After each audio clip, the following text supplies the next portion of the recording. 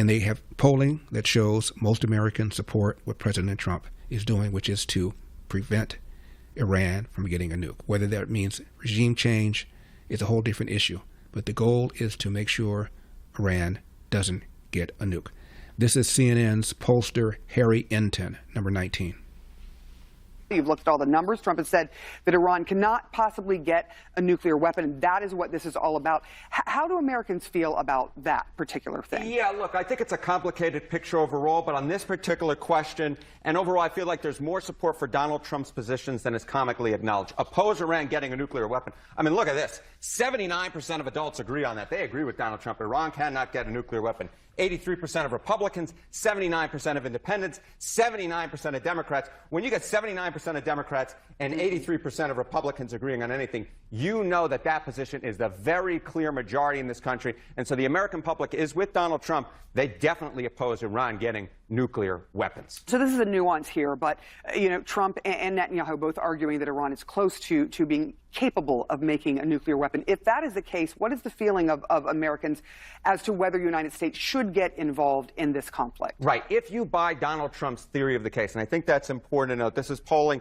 from April. If Iran's trying to make a nuclear weapon, look at this. Overall, you get the slight plurality. I mean, it's within the margin of error, but the slight plurality of Americans actually favor U.S. airstrikes compared to 47% opposing it. Now, here's the other nugget I'll note, right? There's been a lot of talk online and on social media and in podcasts of a divide within the Republican ranks. But here, on this question, if Iran's trying to make a nuclear weapon, look at that. 69% of Republicans, the clear vast majority of Republicans, favor U.S. airstrikes on Iran, on their nuclear facilities. But there is this substantial minority, 27%, who oppose such an idea. So it's not surprising you're hearing those other voices besides Donald Trump out there. There are plenty of them in the Republican ranks who oppose the U.S. striking Iran if they're trying to make a nuclear weapon. But the clear majority of Republicans are with Donald Trump if, in fact, Iran is trying to make nuclear weapons. They do, in fact, potentially favor U.S. airstrikes. Do Americans prefer a sort of military action here or a diplomatic solution when it comes to Iran? Right. So, we're talking about you can favor one thing, but you could also favor another thing more. So, yes, the U.S. public plurality and the vast majority of Republicans would favor U.S. airstrikes if Iran's trying to make a nuclear weapon. But what do they prefer? To limit the risk of Iran making nuclear weapons, the American public prefers what? They prefer a negotiated agreement. 69% of the American public prefer a negotiated agreement as compared to 14% who prefer taking military action.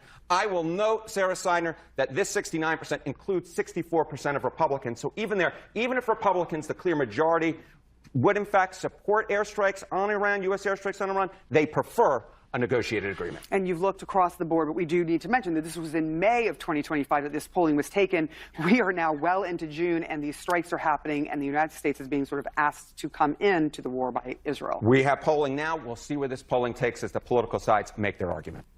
As to what he intends to do, here's what President Trump told CNN, number 29. I have ideas as to what to do, but I haven't made a final. I like to make the final decision 1 second before it's due, because things change. I mean, especially with war, things change with war. It can go from one extreme to the other. War is very bad. We'll see what happens. I've been asked about it by everybody, but I haven't made a decision. Fred is in Vancouver, Washington. Fred, you're on the Larry Elder Show. Thank you so much for calling. I appreciate it. Hi, can you hear me okay? I can.